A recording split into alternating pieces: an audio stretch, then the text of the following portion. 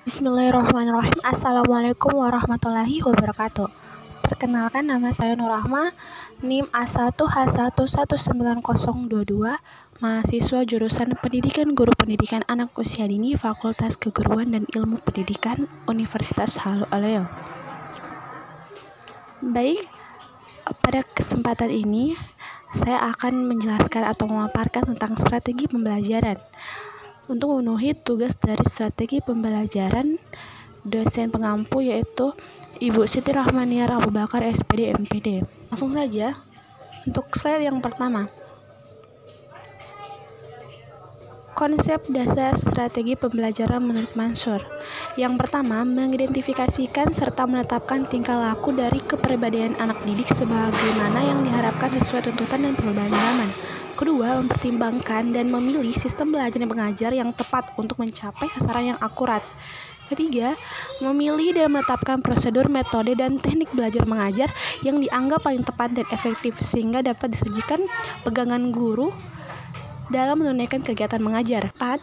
Menetapkan norma dan batas minimal keberhasilan atau kriteria serta standar keberhasilan sehingga dapat dijadikan pedoman bagi guru dalam melakukan evaluasi hasil kegiatan belajar mengajar, yang selanjutnya akan dijadikan umpan balik untuk penyempurnaan sistem instruksional yang bersangkutan secara keseluruhan. Slide selanjutnya yaitu pengertian strategi pembelajaran. Strategi berasal dari bahasa Yunani yaitu strategos, yang artinya suatu usaha untuk mencapai suatu kemenangan dalam suatu peperangan.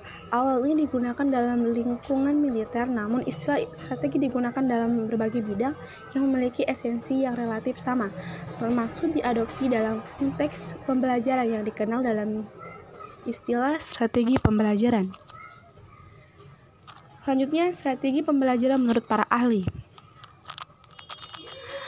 Menurut G.R. David 1976, strategi pembelajaran adalah perencanaan yang berisi tentang rangkaian kegiatan yang didesain untuk mencapai tujuan pendidikan tertentu.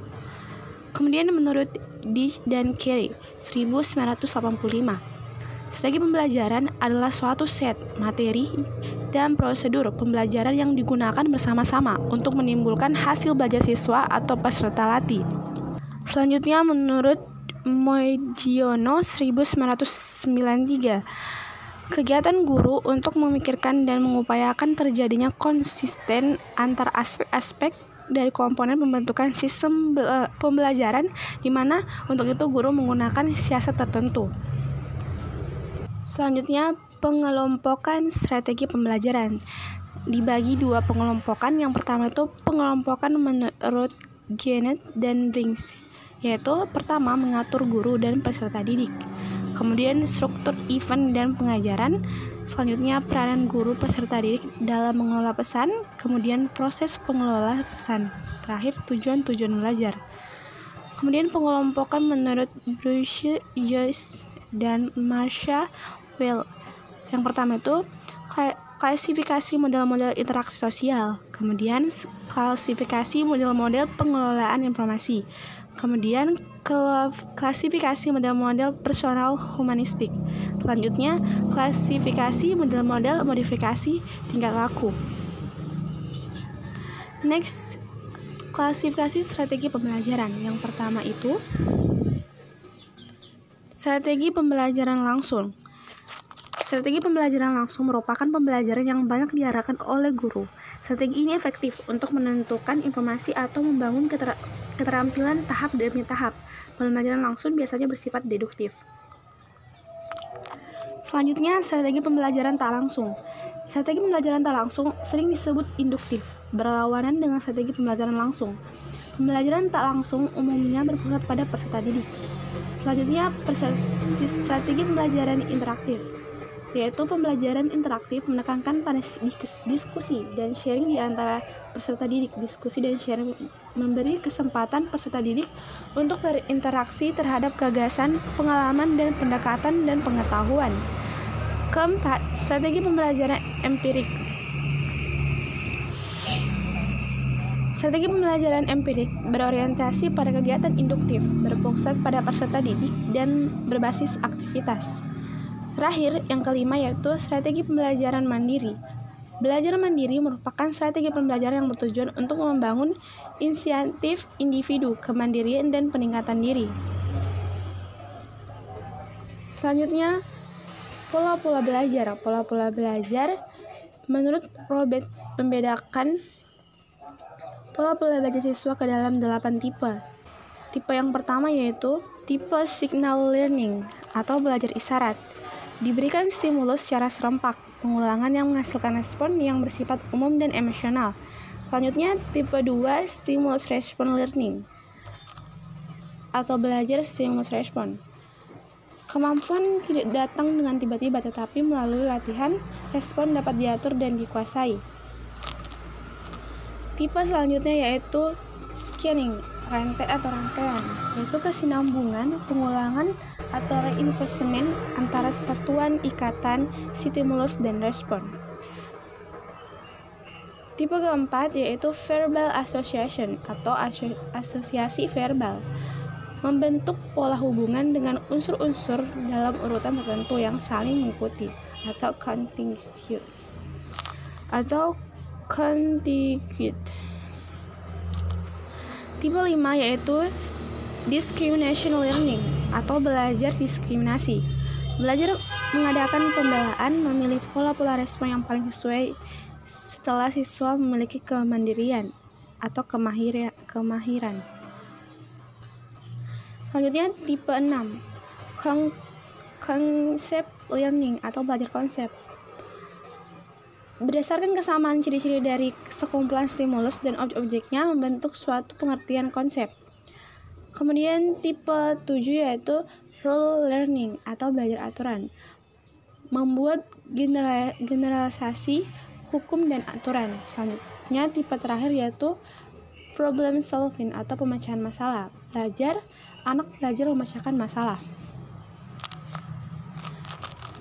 Next, sistem belajar mengajar. Yang pertama itu inquiry discover learning. Adalah strategi yang digunakan guru untuk memberi peluang kepada anak untuk mencari dan menemukan sendiri hasil belajarnya. Kemudian expository learning adalah strategi guru dalam menyajikan pembelajaran secara sistematis dan lengkap sehingga anak langsung menyimak secara tertib dan teratur. Ketiga, mastery learning adalah upaya guru agar anak didik memiliki penguasaan penuh pada materi belajarnya. Tindak lanjut dengan cara pengajaran pengayaan, kemudian pengajaran pengulangan. Keempat yaitu humanistic education adalah strategi mengajar guru dengan melakukan pendekatan secara pribadi yang hangat dan bersahabat sehingga anak dapat mengaktualisasikan diri seoptimal mungkin. Yang terakhir yaitu pengorganisasian kelompok belajar adalah strategi guru dengan mengorganisir peserta didik dalam kelompok belajar sesuai dengan jumlah anggota kelas. Selanjutnya, implikasi belajar mengajar. Ciri-ciri belajar melalui sistem proses. Yang pertama, menekankan pentingnya makna belajar untuk mencapai hasil belajar. Kedua, menekankan pentingnya keterlibatan siswa. Ketiga, menekankan bahwa belajar adalah proses dua arah yang dapat dicapai oleh anak didik. Keempat, menekankan hasil belajar secara tuntas dan utuh. Pendekatan belajar mengajar. Terdapat 10 pendekatan. Yang pertama itu pendekatan individual, pendekatan kelompok, pendekatan bervariasi, pendekatan edukatif, pendekatan pengalaman, pendekatan emosional, pendekatan rasional, pendekatan fungsional, pendekatan keagamaan, dan pendekatan kebermaknaan. Selanjutnya, metode belajar mengajar. Metode sebagai alat motivasi intrinsik, metode sebagai strategi pengajaran, metode sebagai alat untuk mencapai tujuan. Efektivitas penggunaan metode dapat terjadi jika ada kesesuaian antara metode dengan sesuai komponen pengajaran dalam suatu kesatuan. Selanjutnya, faktor yang mempengaruhi pemilihan metode. Pertama itu anak didik, berdasarkan aspek biologis, intelektual, dan psikologisnya. Kemudian tujuan yang akan dicapai. Selanjutnya situasi secara aktual. Selanjutnya fasilitas pendukung. Kemudian yang terakhir yaitu guru. Kepribadian, latar belakang pendidikan, dan pengembangan mengajarnya. Next, media dan sumber belajar mengajar. Media merupakan wahana atau wadah penyalur informasi belajar atau penyalur pesan. Klasifikasi media terdiri atas media berdasarkan jenisnya, media berdasarkan daya liputnya, media berdasarkan bahan pembuatannya. Media berdasarkan jenisnya, yaitu media audioaktif, media visual, media audiovisual, audiovisual diam dan audiovisual gerak, audiovisual murni dan audiovisual tidak murni. Media berdasarkan daya liputnya. Media dengan daya liput luas dan serentak, penggunaannya tidak terbatas oleh tempat dan ruang, dapat menjangkau peserta yang banyak serta waktu yang sama, seperti radio dan TV. Kemudian, media dengan daya liput terbatas oleh ruang dan waktu, membutuhkan ruang dan tempat yang khusus serta waktu yang tertentu, seperti film, soundtrack. Kemudian, media individual. Selanjutnya, media berdasarkan pembuatan dan teknik penggunaannya. Berdasarkan bahan pembuatannya yaitu media sederhana dan media kompleks. Berdasarkan teknik penggunaannya yaitu media yang diproyeksikan dan media yang tidak diproyeksikan. Baik, mungkin itu saja yang bisa saya paparkan. Lebih dan kurangnya mohon dimaafkan. Saya akhiri dengan billahi taufiq. Wassalamualaikum warahmatullahi wabarakatuh. So, don't forget like, comment, and subscribe. Bye.